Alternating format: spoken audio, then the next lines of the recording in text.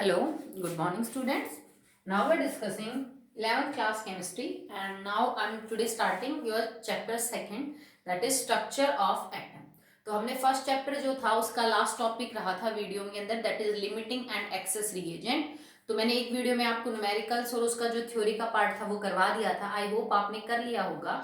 और सैटरडे और संडे को मैंने आपसे बोला था कि जो एनसीईआरटी के क्वेश्चन आंसर है वो आप फिर कॉपी में अटेम्प्ट करिए। न्यूमेरिकल्स हैं तो उनको सॉल्व करके देखिए। आई होप आपने कर लिया होगा। नेक्स्ट 1 या 2 दिन में मैं आपको जो एनसीईआरटी एक्सरसाइजेस आपने सॉल्व की हैं फिर कॉपी में वो चेक करने के लिए मांगूंगी। सो अभी जिस भी बच्चे का रहता है थोड़ा बहुत काम इनकम्प्लीट है, बुक की अनअवेलेबिलिटी है, तो उस वो किसी से भी आस पड़ोस में देख के, या फिर अगर ज्यादा ही प्रॉब्लम है तो मेरे से बात करें, अपनी नोटबुक कंप्लीट कर लीजिएगा। नेक्स्ट 2 और 3 डेज में मैं आपको चेकिंग के लिए बोलूँ। ओके। एंड वन थिंग जो मैंने आपको पहले भी बोली थी, again I am repeating, please subscribe the channel. In case of अगर मैं कोई भी वीडियो ऐप पे शेयर करना उसका लिंक भूल जाती हूँ, तो आप अगर यूट्यूब चैनल आपने सब्सक्राइब कर रखा है तो जब भी आपको वीडियो अपलोड होगी तभी पता चल जाएगा। आपको सुबह तक का वेट करने की जरूरत नहीं है कि कब मैं लिंक शेयर करूँ और कब फिर आप अपना होमवर्क अटेम्प्ट करें। ओके, सो एक subscribe, you all know I think how to subscribe, ठीक है। If any problem then contact me. तो चैप्टर जो सेकंड आपका है स्ट्रक्चर ऑफ एटम, ये आपको ध्यान भी हो तो आपने 9th में पढ़ा था with the same chapter name, that is structure of atom. उसमें हमने क्या क्या पढ़ा था कि how electron, proton and neutrons are discovered. उससे पहले ये बोला गया था कि जो डाल्टन एटॉमिक थ्योरी है उसने कहा था कि एटम सबसे छोटा है, सॉरी, कि एटम जो है वो स्मॉलेस्ट पार्टिकल है that takes part in a chemical reaction. फिर बाद में पता चला कि नहीं, इलेक्ट्रॉन, प्रोटॉन, न्यूट्रॉन सब एटॉमिक पार्टिकल एग्जिस्ट करते हैं। कैथोड रेज, एनोड रेज, ठीक है, ये सब कुछ आप पढ़ चुके थे, इलेक्ट्रॉन प्रोटॉन की डिस्कवरी। फिर जब ये पता चल चुका था कि इलेक्ट्रॉन, प्रोटॉन, न्यूट्रॉन होते हैं एटम के अंदर, तो बात चली कि ये होते कहाँ पे हैं, मतलब कैसे एग्जिस्ट करते हैं विद इन द एटम। किसी ने कोई मॉडल दिया, आपने एक जे थॉमसन मॉडल पढ़ा था, रदरफोर्ड मॉडल पढ़ा था, और आपने बोहर्स मॉडल पढ़ा था, ठीक है, कि एटम में एक्चुअली में इलेक्ट्रॉन, प्रोटॉन और न्यूट्रॉन कैसे अरेंज होते हैं। ये चीज समझने के लिए हमने 3 मॉडल ऑफ एटम पढ़े थे। तो बात करते हैं आपके चैप्टर की। तो आपका चैप्टर भी वहीं से स्टार्ट होता है, structure of matter, how electron, proton and neutron are discovered. कि सबसे पहले पता कैसे चला था कि जो डाल्टन की एटॉमिक थ्योरी थी उसमें कि एटम सबसे छोटा पार्टिकल नहीं है जो होता है, या एटम इनडिविजिबल नहीं है, इसको भी तोड़ा जा सकता है। और 3 फंडामेंटल पार्टिकल जो हैं आपके एटम के, इलेक्ट्रॉन, प्रोटॉन और न्यूट्रॉन, ये कैसे डिस्कवर हुए। What are the properties of cathode rays, what are the properties of anode rays, what is the mass of electron, what is the charge of electron, what is mass and charge on the neutron, proton, सब आप पढ़ चुके हो। So this is the same repeated topic and now it is deleted from the syllabus due to corona. Okay, so अगर regular classes होती तो मैं आपको बिल्कुल पढ़ाती है, बट क्योंकि अभी ऑनलाइन चल रहा है उतना काम हो नहीं पाता। और ये बिल्कुल सेम टॉपिक है जो तुमने 9th में पढ़ा था, बस थोड़ा बहुत ज्यादा दे रखा है, सेम है, ठीक है। तो अगर स्कूल रीओपन होते हैं तो रिवीजन के टाइम पे मैं आपको बिल्कुल करवा दूंगी, but because due to corona फिलहाल तो ये चीज जो है वो कट आउट हो चुकी है। जो मैं आपको ये टॉपिक पढ़ा रही हूँ ये भी फिलहाल सिलेबस में नहीं है, पर इसके आगे का पोर्शन जो सिलेबस में है ना बेटा, उसके लिए आपको थोड़ी कंटिन्यूटी यहाँ से बनानी पड़ेगी, कि एक्चुअली में थोड़ा पीछे का पढ़ना पड़ेगा, तब आपको आगे का पोर्शन समझ में आएगा। सो मैं क्या क्या नहीं करवा रही हूँ, इलेक्ट्रॉन, प्रोटॉन और न्यूट्रॉन की डिस्कवरी जो आपने 9th में पढ़ भी ली थी, जो मुश्किल भी नहीं है और फिलहाल सिलेबस में है भी नहीं, ठीक है। तो आप सेकंड चैप्टर स्टार्ट करेंगे फ्रॉम मॉडल्स ऑफ एटम। जब रिवीजन करेंगे, स्कूल रीओपन होंगे, रेगुलरली हो जाएंगे, तो मैं आपको बिल्कुल इसको करवा दूंगी, इस टॉपिक को, कोई ज्यादा बड़ा है। तो चलिए स्टार्ट करते हैं कि जब ये बात पता चली कि एटम के अंदर एक्चुअली में इलेक्ट्रॉन, प्रोटॉन एंड न्यूट्रॉन होते हैं, और न्यूट्रॉन पे चार्ज 0, प्रोटॉन के ऊपर charge 1.6 into 10⁻⁻⁹ coulomb positive, electron पे 1.6 इंटू 10⁻⁻⁹ कूलम नेगेटिव, ये चार्जेस होते हैं, इनका मास क्या होता है सब पता चल गया। तो उसके बाद बात निकल के आई कि एक्चुअली में इफ एटम इज स्फीयर, ठीक है, एटम अगर आपका गोल है तो अरेंज कैसे होते हैं एटम के अंदर इलेक्ट्रॉन, प्रोटॉन और न्यूट्रॉन। तो सबसे पहला जो काम किया था इस फील्ड के अंदर इस तरफ, that is by J Thomson. तो सबसे पहला मॉडल हम पढ़ेंगे Thomson's model of atom.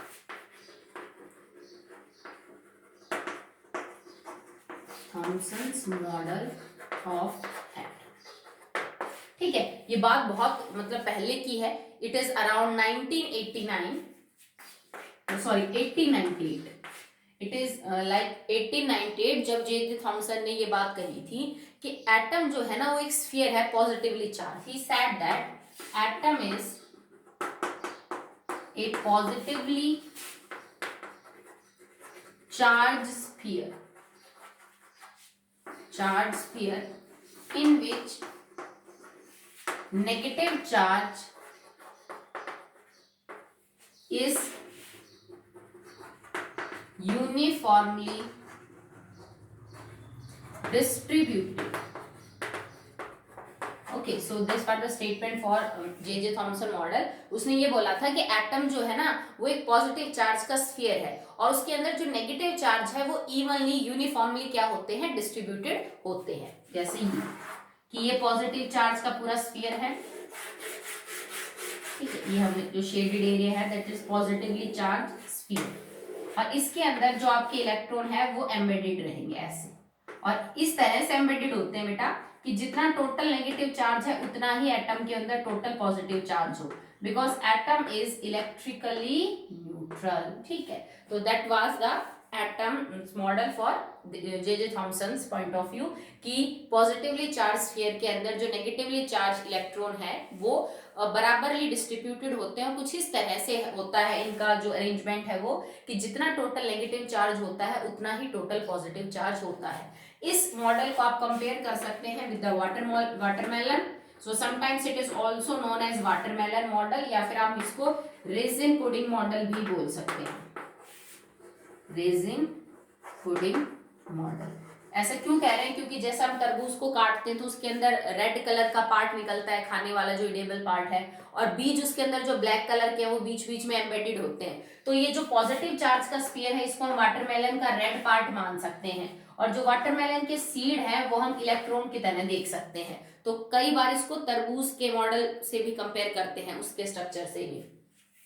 Resin pudding का मॉडल, पुडिंग जो है एक टाइप का केक समझ लीजिए जिसके ऊपर किशमिश चेरीज वगैरह होती हैं। तो जैसे कई बार आप केक कट करते हो, या फिर पुडिंग, क्योंकि केक में अंदर चेरीज वगैरह थोड़ी कमी मिलती हैं, तो जब आप या फिर केक खाए होंगे आपने, ब्रिटानिया वगैरह के जो केक आते हैं पैकेट में बंद, उनको जब आप बीच से स्लाइस करते हो तो उनमें जगह जगह वो चेरीज फंसी होती हैं। ठीक है, तो वो चेरीज जो है वो इलेक्ट्रॉन समझ लीजिए आप, जो रेजिन है किशमिश है वो इलेक्ट्रॉन समझ लीजिए, और जो पूरा ब्रेड का वो पोर्शन होता है उसको आप क्या समझ सकते हो, द पॉजिटिव पार्ट। तो थॉमसन ने ये बोला था, but this was not a successful model. ये बाद में जाके रिजेक्ट हो गया। क्यों?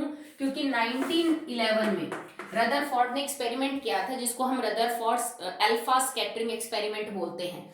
उस एक्सपेरिमेंट की जो ऑब्जर्वेशंस निकल के आई थी उसको ये मॉडल नहीं समझा पाया। मतलब शुरू में किया जब तो सब ठीक है भाई, सही है मॉडल, क्योंकि जब तक किसी थीसिस के सामने कोई ऑब्जेक्शन नहीं लगता तब तक वो सही है। जब उसके सामने कोई ऐसी बात निकल के आती है जो वो एक्सप्लेन नहीं कर पा रही, तभी तो हम बोलते हैं ना कि वो रिजेक्ट हो गई। ठीक है, डाल्टन ने भी जब शुरू में थ्योरी दी थी तो उसकी सही थी। जब बाद में कुछ ऐसी चीजें पता चली जिसको डाल्टन ने थ्योरी से एक्सप्लेन नहीं कर पाया, तभी तो हमने बोला कि वो चीज रिजेक्ट हो गई।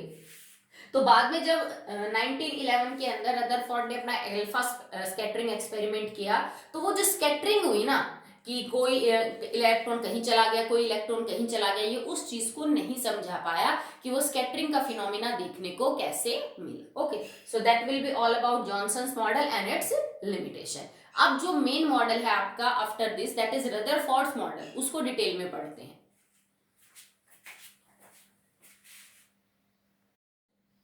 The next important model is Rutherford's model. इसको हम कई बार बेटा न्यूक्लियर मॉडल या फिर यूं समझ लीजिए डिस्कवरी ऑफ न्यूक्लियस का क्रेडिट इसी को जाता है।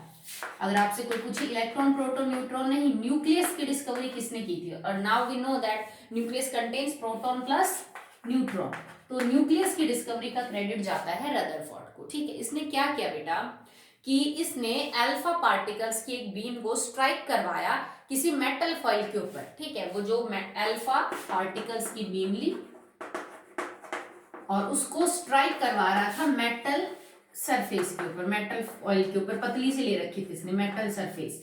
This metal it can be like gold, silver, platinum, copper, इस तरह के इसने कुछ मेटल लिए जो अच्छे खासे मेलिएबल थे, जिनकी पतली से पतली जो फॉइल है वो बना सके, क्योंकि इसको बारीक से बारीक मतलब परत चाहिए थी उस मेटल की, जिसके ऊपर ये अल्फा पार्टिकल्स को बम्बार्ड कर सके। कारण क्या था, क्योंकि अगर बहुत मोटी परत ले लेता, जैसे मान लीजिए आपने आयरन की पतली सी शीट ली, तो आयरन को जितना भी चाहे आप बीट कर लो, वो उतनी पतली शीट नहीं बना सकता जितनी गोल्ड बना सकता है, बिकॉज आपको पता है मेलिएबल और डक्टाइल में गोल्ड सबसे अच्छा है। तो जितना बारीक शीट आप गोल्ड की बना सकते हो, सिल्वर की बना सकते हो, उतनी बाकी मेटल की नहीं बन सकती है, ठीक है। तो उसको बारीक से बारीक शीट बनानी थी जिसमें से अल्फा पार्टिकल पास हो सके। अगर कोई भारी शीट होगी तो अल्फा पार्टिकल उससे टकरा के नीचे ही रह जाएंगे, वो आर पार नहीं हो पाएंगे। तो उसको एक ऐसी शीट बनानी थी मेटल की जिसके अंदर से अल्फा पार्टिकल जा सके, उसको भेद सके। तो उसने ऐसे मेटल्स को चुना जो कि थोड़े ज्यादा मेलिएबल थे, जिनको ज्यादा पीट पीट के पतली शीट में बनाया जा सकता था, ठीक है। नहीं तो क्या जरूरत थी इतने महंगे एलिमेंट्स को लेने की, वो कोई सस्ता एलिमेंट या नॉन मेटल भी ले सकता था। बट उसने क्या लिया बेटा, गोल्ड लेने का, जो स्पेशली हम पढ़ेंगे एक्सपेरिमेंट में, that is with gold foil. और ये बहुत ही पतली थी, इसका जो डायमीटर था दैट इज 100 नैनोमीटर, ठीक है। इतनी मोटाई की जो थी वो परत थी, तो काफी पतली थी, और ये बहुत अच्छा मेलिएबल है गोल्ड, दैट्स वाई इसने क्या लिया था, उसके गोल्ड फॉइल को जो है चूज करने का उसका रीजन था, ठीक है। और दूसरा एटॉमिक नंबर ज्यादा होता है तो इसमें इलेक्ट्रॉन्स भी ज्यादा होंगे एक एटम में, वो भी रीजन था जो हम आगे जाके समझाएंगे, ठीक है। तो ये क्या कर रहा था कि अल्फा पार्टिकल्स को मेटल की इन फॉइल्स के ऊपर टकरा के देख रहा था कि क्या ऑब्जर्व होता है। अल्फा पार्टिकल्स अगर आपसे कोई पूछे तो क्या होता है, जैसे मान लो ये हीलियम का एटम है मेरे पास, ये हीलियम का न्यूक्लियस है जिसमें 2 प्रोटॉन प्लस में 2 न्यूट्रॉन है, यही होता है हीलियम के न्यूक्लियस में, और 2 इलेक्ट्रॉन बाहर घूम रहे हैं, ठीक है। This is helium atom. अगर हीलियम एटम में से मैं 2 इलेक्ट्रॉन माइनस कर दूं तो क्या बचेगा, 2 प्रोटॉन प्लस में 2 न्यूट्रॉन, और उसके ऊपर चार्ज +2 आ जाएगा, क्योंकि देखो पहले 2 नेगेटिव 2 पॉजिटिव 0 था, अब 2 इलेक्ट्रॉन तो चले गए, सिर्फ प्रोटॉन 2 है, तो उनकी वजह से चार्ज पॉजिटिव 2 रहेगा। इसको हम अल्फा पार्टिकल बोलते हैं। मतलब सिंपल है, the nucleus of helium, nucleus of helium atom is known as alpha particle, simple है, ठीक है। या फिर आप इसको यूं लिख दो, it is helium 2 positive, same बात है, ठीक है, कि 2 इलेक्ट्रॉन निकालने के बाद जो हीलियम एटम में बचता है वो अल्फा पार्टिकल होता है, और उसके ऊपर चार्ज कैसा होता है, पॉजिटिव। याद रखना, alpha particle is actually positively charge, उसके ऊपर 2 पॉजिटिव चार्ज होता है। तो ये इन पार्टिकल्स को मेटल की फॉइल के ऊपर टकरा रहा था, और ये ऐसे बॉटल में बंद तो मिलते नहीं बेटा कि अल्फा पार्टिकल बॉटल में बंद कर दे, इलेक्ट्रॉन बॉटल में बंद। तो हमें कोई ऐसा सोर्स चाहिए था जो सोर्स अल्फा पार्टिकल्स को लगातार रिलीज कर रहा हो, जिनको हम मेटल सरफेस के ऊपर स्ट्राइक करवा रहे हैं। तो हमने इसके सोर्स के तौर पे चुना एक रेडियो एक्टिव एलिमेंट को। इसका जो सोर्स है वो हमने लिया एक radio active element. This radio active element is radium, ठीक है। वैसे जरूरी नहीं है कि रेडियम हो, रेडियो एक्टिव एलिमेंट बहुत सारे होते हैं जो अलग अलग टाइप की रेडिएशंस को रिलीज करते हैं अपने अंदर से, अल्फा, बीटा, गामा, ठीक है, इलेक्ट्रॉन, पॉजिट्रॉन, न्यूट्रॉन, ठीक है। तो उसने रेडियम लिया, उसने रेडियम को as a source of alpha particle choose किया, ठीक है। और किया क्या उसने, जैसे मान लो एक बॉक्स के अंदर उसने रेडियम को रखा, और इससे रेस निकली, पर रेस तो हर डायरेक्शन में इधर उधर जा सकती हैं, तो उसने आगे एक स्लिट लगा दी। स्लिट का मतलब यूं लगा दीजिए कि दोनों तरफ कुछ ऐसे ऑब्स्टिकल से लगा दिए कि जो अल्फा पार्टिकल बीम है वो सीधी सी में से पास हो, इधर उधर ना भागे, क्योंकि हमें सीधी को ले जाके आगे फॉइल के ऊपर टकराना है। तो यहां से अल्फा पार्टिकल निकले, इस स्लिट के अंदर से पास होते हुए स्ट्रेट डायरेक्शन में, और वो आगे जाके आपने जो गोल्ड की फॉइल रखी थी, ये हमने 100 नैनोमीटर की गोल्ड की फॉइल रखी हुई है, इससे जाके बेटा टकराएंगे। और इसके चारों तरफ हमने एक जिंक सल्फाइड की स्क्रीन बना रखी है, एक पीछे ऐसी स्क्रीन लगा दी, that is made up of zinc sulphide. और इस कंपाउंड में ये प्रॉपर्टी होती है कि जब इसके ऊपर कोई चीज आके स्ट्राइक करेगी तो वहां पे इसको रोशनी करेगा। जैसे यूं समझ लो कि मैं चौक मारू बोर्ड पे यहाँ पे, और जहां पे भी चौक टकराए वहां पे एक लाइट सी जले, तो ऐसा मटेरियल होता है जिंक सल्फाइड स्क्रीन, की जो जिंक सल्फाइड मटेरियल जिसकी स्क्रीन हमने सर्कुलर स्क्रीन बनाई है, ठीक है, सीधी नहीं लगा, क्योंकि नहीं तो फिर अल्फा पार्टिकल इधर उधर भाग जाते, पता ही नहीं चलता। हमने सर्कुलर इसलिए बनाई कि अगर किससे टकरा के इधर उधर किधर भी जाए तो उसका निशान पड़े जिंक सल्फाइड स्क्रीन पे, और उसको ऑब्जर्व करके हम ये पता करें कि कहाँ कहाँ पे जो आपके अल्फा पार्टिकल है वो टकराए। ठीक है, this is the simple setup for the Rutherford experiment. एक रेडियम का सोर्स लिया, सॉरी अल्फा पार्टिकल का, जस्ट लाइक रेडियम, एक स्लिट लगाई ताकि जो अल्फा पार्टिकल है वो सीधे जाए, इधर उधर डिफ्लेक्ट ना हो।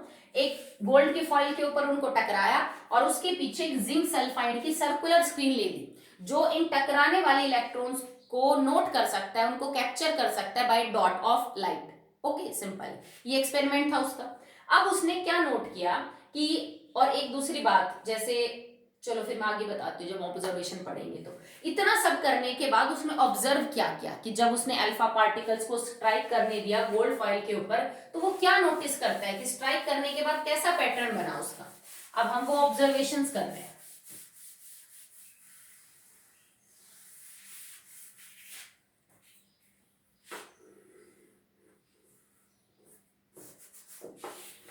So now what will be the observations?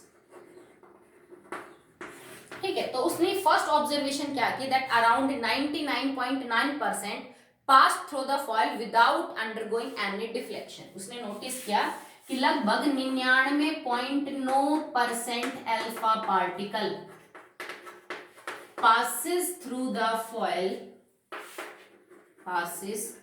the foil without any deflection, बिना किसी डिफ्लेक्शन के, बिना इधर उधर गए, बिल्कुल सीधे पास हो गए जैसे वो आ रहे थे। कोई डिफ्लेक्शन, कोई डेविएशन उनके रास्ते में नहीं देखने को मिला।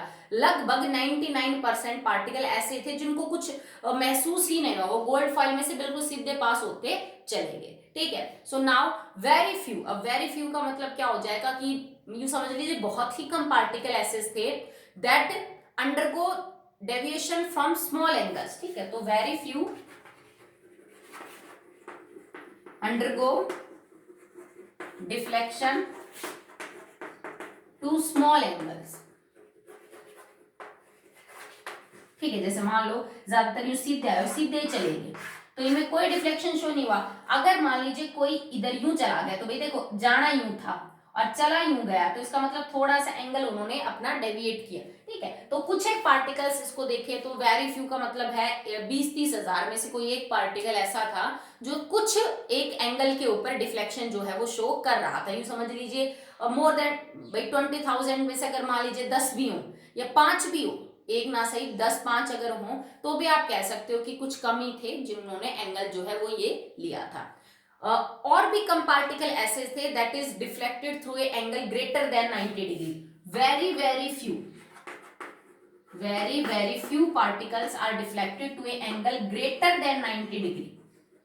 ग्रेटर देन 90 डिग्री मतलब ऐसे भी कुछ पार्टिकल्स दिखे जो 90 डिग्री के एंगल से भी ज्यादा डिफ्लेक्ट हुए। अब 90 डिग्री का एंगल क्या बेटा, देखो इनको यूं आना था पार्टिकल्स को, ये एंगल 90 डिग्री का हो गया, मतलब यूं गए पीछे की तरफ, मतलब एंगल इज ग्रेटर देन 90, जाना यूं था और यहां टकराए वो, तो इसका मतलब इनका जो एंगल है that will be greater than 90 degree. कहने का मतलब क्या है कि ज्यादातर पार्टिकल सीधे पास हो गए, मैक्सिमम 99.9%। बहुत कम है जो एंगल 90 से कम के ऊपर डिफ्लेक्ट हुए, बहुत कम है जिन्होंने जो एंगल रखा वो 90 डिग्री से क्या रखा, ज्यादा रखा। ये चीज उसने ऑब्जर्व की। हमने एक एक एंगल नहीं बताया कि 60 पे कितने हुए, 70 पे कितने हुए, उसने मोर देन 90, लेस देन 90 और विदाउट डिफ्लेक्शन जो पास हो गए उनके बारे में बात करी। फिर इन सब को पढ़ के उसने ऑब्जर्व क्या किया, कंक्लूजन क्या निकाला कि भाई इनसे मेरे को पता क्या चला। तो पहले पॉइंट को देख के उसको एक बात पता चली कि एटम का ज्यादातर हिस्सा एम्प्टी है, किसी भी एटम का ज्यादातर हिस्सा खाली पड़ा है, क्योंकि जब 99.9% अल्फा पार्टिकल सीधे पास हो गए तो इसका मतलब उनको बीच में कोई ऑब्स्ट्रक्शन मिला ही नहीं, कोई भी रुकावट उन्होंने फेस ही नहीं की। इसका मतलब एटम का ज्यादातर हिस्सा खाली पड़ा और उसमें से आराम से अल्फा पार्टिकल जो है वो पेनिट्रेट कर गए। बट ये जो दो ऑब्जर्वेशन थी जिसमें कुछ मोर देन 90 डिग्री के एंगल पे, कुछ लेस देन 90 डिग्री के एंगल पे डिफ्लेक्शन हुआ कुछ अल्फा पार्टिकल्स का, वो इसका मतलब क्या हुआ कि कोई जरूर ऐसी चीज मौजूद है अंदर, हार्ड सॉलिड, जिससे टकरा के अल्फा पार्टिकल्स जो है वो आपके क्या हुए हैं, डिफ्लेक्ट हुए हैं। देखो एक और बात भी आप समझना बेटा, कि अल्फा के ऊपर पॉजिटिव चार्ज है। डिफ्लेक्शन कब होगा? जब पॉजिटिव पॉजिटिव के कांटेक्ट में आएगा। माइंड वन थिंग, ठीक है। अगर पॉजिटिव नेगेटिव की तरफ जाएगा तो वो अट्रैक्शन फील करेगा, वो डिफ्लेक्ट नहीं होगा अपने रास्ते से। अगर अल्फा पार्टिकल अपने रास्ते से दूर छटक के जा रहे हैं, इसका मतलब being positively charge, alpha particle being positively charge किसी पॉजिटिवली चार्ज स्पीसीज के कांटेक्ट में आया है, जिससे उसने डिफ्लेक्ट किया है, वो दूर हुआ उससे, ठीक है। तो ये बात भी समझ में आई कि कुछ पार्टिकल्स डिफ्लेक्ट हो रहे थे मोर और लेस देन 90 डिग्री, तो some positively charged body is also present in the nucleus that is small heavily charged, जिसमें कुछ मास है और जिसमें इतनी हिम्मत है कि वो अल्फा पार्टिकल्स के रास्ते को डेविएट कर सकता है। ये दो बातें रदरफोर्ड ने कंक्लूड की कि ज्यादातर हिस्सा खाली है, पर इसमें कोई पॉजिटिवली चार्ज जरूर अंदर चीज है, कोई जिसमें मास भी अच्छा खासा, जो अल्फा पार्टिकल को अपने रास्ते से डेविएट कर सकते हैं, ठीक। Next is now after these observations and conclusion, जो मेन चीज बाहर निकल के आया रदरफोर्ड के लिए वो ये थी that atom is basically empty, ज्यादातर हिस्सा जो है वो उसका खाली है, ठीक है। And mass of it is situated in a small volume. और उसने बिकॉज बहुत ही कम पार्टिकल थे जो डिफ्लेक्ट हुए थे, इसका मतलब एटम का ज्यादातर हिस्सा खाली है और थोड़ी सी जगह है जहां पे एटम का मास है जो थोड़ा हैवी भी है और जिसमें पॉजिटिव चार्ज है, क्योंकि पॉजिटिव अल्फा पार्टिकल पॉजिटिव से ही डिफ्लेक्ट होंगे। So he concluded basically that entire mass of the atom is situated in very small volume, ठीक है। और इसी वो पॉजिटिवली चार्ज भी है, इसी वजह से पॉजिटिवली चार्ज अल्फा पार्टिकल उससे डिफ्लेक्शन शो कर रहे हैं, ठीक है। तो उसने ये दो बातें पता कर ली थी। अगर आप अब साइज चेक करो कि न्यूक्लियस का एटम का साइज क्या है, तो बेटा एक सिंपल सी बात है, radius of atom is around 10⁻⁻10 metre. लगभग किसी नॉर्मल एटम की जो रेडियस है वो 10⁻⁻10 मीटर के अराउंड होती है, जबकि अगर आपको रेडियस ऑफ न्यूक्लियस पता करनी है, इट इज अराउंड 10⁻⁻15 मीटर, ठीक है। किसी भी एटम की रेडियस और उसके न्यूक्लियस के बीच में इस तरह का रेशियो देखने को मिलता है। उस एटम की जो रेडियस होगी, ठीक है, वो लगभग होगी 10⁻⁻10 मीटर के रेंज में, और जो एटम की रेडियस होगी दैट विल बी न्यूक्लियस की that will be in the range 10⁻⁻15 metre. इसको सिंपली समझने के लिए तुम ये देख सकते हो कि अगर जो तुम्हारा न्यूक्लियस है वो एक क्रिकेट बॉल है, इसका साइज बिल्कुल उतना है जितना कि एक क्रिकेट बॉल का होता है, तो जो एटम की रेडियस होगी वो 5 किलोमीटर की होगी। न्यूक्लियस इतना छोटा होता है एटम के सामने कि अगर एक एटम की रेडियस 5 किलोमीटर है तो उसका जो न्यूक्लियस है वो एक क्रिकेट बॉल जितना ही होता है। तो ये बाद में पता भी चला, बाद में एक्सरे स्टडीज से हमें सामने आया ये रदरफोर्ड ने के बाद में उसने सब कुछ जब पता किया गया कि एटम वास्तव में ही बहुत बड़ा है, उसका radius as compare to nucleus, और न्यूक्लियस का साइज बहुत छोटा है। इसी वजह से बहुत कम अल्फा पार्टिकल्स ने वो डिफ्लेक्शन फील किया पॉजिटिवली चार्ज न्यूक्लियस के सामने। तो उसने ये बात कंक्लूड कर दी थी, न्यूक्लियस की डिस्कवरी हो गई थी कि न्यूक्लियस जो है वो पॉजिटिवली चार्ज है, जिसमें पूरा का पूरा मास सिचुएटेड होता है एटम का, बिकॉज बाकी तो सारा खाली है। और इससे पहले इलेक्ट्रॉन, प्रोटॉन और न्यूट्रॉन की डिस्कवरी हो चुकी थी कि इलेक्ट्रॉन पे मास नेग्लिजिबल होता है, प्रोटॉन और न्यूट्रॉन पे ही मास होता है। तो इसने ये बात भी समझा दी, क्योंकि इलेक्ट्रॉन पे तो मास ना के बराबर है और जो न्यूक्लियस का मास है, ठीक है, वो अब मेनली किसकी वजह से होगा? प्रोटॉन और न्यूट्रॉन की वजह से, क्योंकि न्यूट्रॉन पे चार्ज 0 है, प्रोटॉन पे पॉजिटिव है, that's why nucleus is positively charge. और बाहर क्या मिलेंगे आपको? इलेक्ट्रॉन मिलेंगे, ठीक है। तो इसने एटम को दो हिस्सों में बांट दिया, रदरफोर्ड ने एटम को दो हिस्सों में बांटा, वन इज न्यूक्लियर और दूसरे का नाम हुआ एक्स्ट्रा न्यूक्लियर पार्ट, और दूसरा इसने बोला एक्स्ट्रा न्यूक्लियर पार्ट। भाई न्यूक्लियस क्या है? जो साइज में छोटा है, जो बीच में है एटम के, जिसमें उसका पूरा मास है, जो पॉजिटिवली चार्ज है, जिसमें प्रोटॉन और न्यूट्रॉन है। एक्स्ट्रा न्यूक्लियर पार्ट क्या है? न्यूक्लियस के बाहर का हिस्सा एटम का, जो ज्यादातर खाली है, जिसमें इलेक्ट्रॉन है और जिसका मास ना के बराबर होता है। अब ऑब्जेक्शन उठी कि अगर इलेक्ट्रॉन बाहर है, न्यूक्लियस आपका पॉजिटिवली चार्ज है, तो इलेक्ट्रॉन प्रोटॉन की तरफ अट्रैक्शन क्यों नहीं फील करते? If nucleus is positively charged, electrons are negatively charged, and they all are present in the atom, then why electrons are not moving towards the nucleus? वो उसके अंदर क्यों नहीं कोलैप्स हो रहे? तो इसका कारण रदरफोर्ड ने ये बताया कि जो इलेक्ट्रॉन है ना वो फिक्स नहीं है। अगर ये आपका न्यूक्लियस है तो इलेक्ट्रॉन चारों तरफ घूमते रहते हैं न्यूक्लियस के, and they are not stationary. और इनका जो यूं समझ लीजिए कि इलेक्ट्रॉन को न्यूक्लियस में मर्ज होने से कौन रोकता है? The centrifugal force that is acting. जब कोई चीज सर्कुलर मोशन में घूमती है तो सेंट्रीफ्यूगल फोर्स है जो उसको ऐसा करने पे मजबूर करती है। ये फोर्स बैलेंस करती है the attraction forces between electron and nucleus. Electron और न्यूक्लियस के बीच में फोर्स ऑफ अट्रैक्शन है, वो चाहता है इलेक्ट्रॉन पास आ जाए, पर सेंट्रीफ्यूगल फोर्स जो है वो इलेक्ट्रॉन को सर्कुलर मोशन में घुमाती रहती है। तो रदरफोर्ड ने ये एक्सप्लेन किया कि इसके यहां ना आने का रीजन है the centrifugal force that is acting. समझ गए बात? But still Rutherford have also limitations, वो भी कई चीजों को जो है वो नहीं समझा पाया था। जैसे कई बार इस मॉडल को हम सोलर सिस्टम से भी कंपेयर करते हैं। जैसे सन जो है वो हमारा न्यूक्लियस समझ लीजिए आप, और जो प्लैनेट्स हैं वो इसके चारों तरफ क्या करते रहते हैं? रिवॉल्व करते रहते हैं, ठीक है। तो कई बार इसको हम प्लैनेटरी मॉडल या फिर सोलर सिस्टम मॉडल से भी क्या करते हैं? कंपेयर करते हैं। But still Rutherford have also limitation, जिसको हम अगले टॉपिक में जो है वो पढ़ेंगे। आज के लिए काम नोट करिए आप, इतना तो मैंने बेसिकली आपने पढ़ा होगा, थोड़ा सा डिटेल ज्यादा हो गई होगी। इसके बाद का जो टॉपिक है ना वो है एटॉमिक नंबर, एटॉमिक मास। तो इसमें कुछ भी नया नहीं है बेटा, ये उतना ही है जितना तुम्हें 9वीं और 10वीं में पढ़ा है, ठीक है। कि एटॉमिक नंबर क्या होता है? It is equal to number of electron और number of proton in a neutral atom. Atomic mass किसके बराबर है? प्रोटॉन या न्यूट्रॉन के। और क्योंकि इलेक्ट्रॉन और प्रोटॉन बराबर होते हैं तो इलेक्ट्रॉन प्लस न्यूट्रॉन के नंबर के बराबर, समझते हो? तो अगर इलेक्ट्रॉन दे दिए तो उसका मास पता करना, मास दे दिया तो प्रोटॉन न्यूट्रॉन पता करने, सिंपल चीज है।